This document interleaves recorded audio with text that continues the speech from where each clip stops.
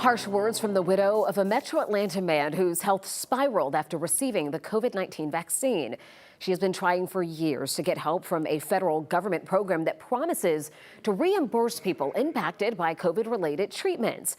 But senior investigator Rebecca Lindstrom says the only thing most people have received are rejection letters or delays. They can't tell you if there's 10 people ahead of you, 100 people.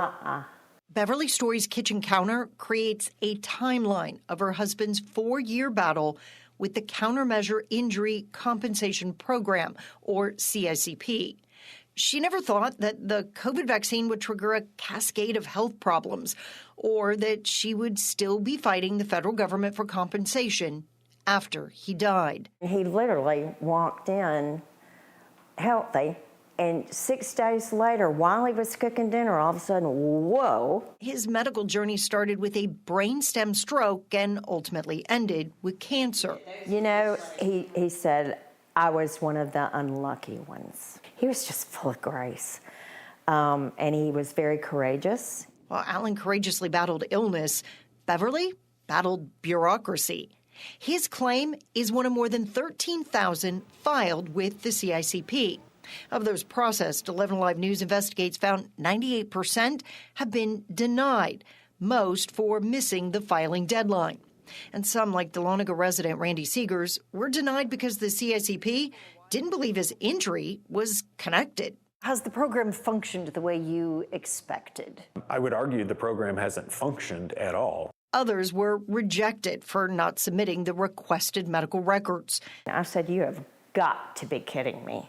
Beverly feared that might happen to Alan's claim when the CICP said it didn't have proof he actually received the vaccine. That's what they wanted. If I didn't have it and didn't have a copy 4 years later, it would have been denied.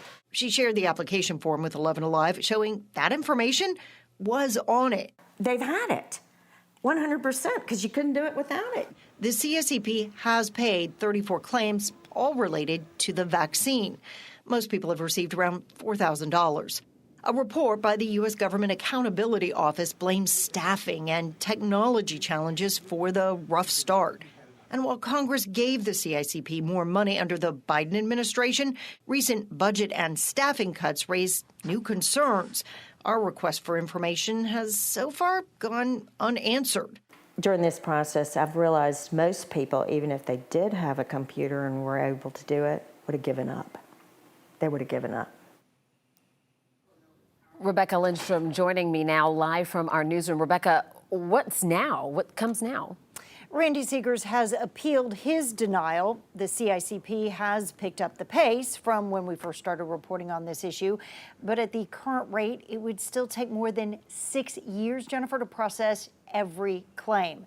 Now, if you have a tip, experience with the CICP, or just something else you want our team to investigate, you can reach out to me at 404-873-9111 or email investigates@11alive.com.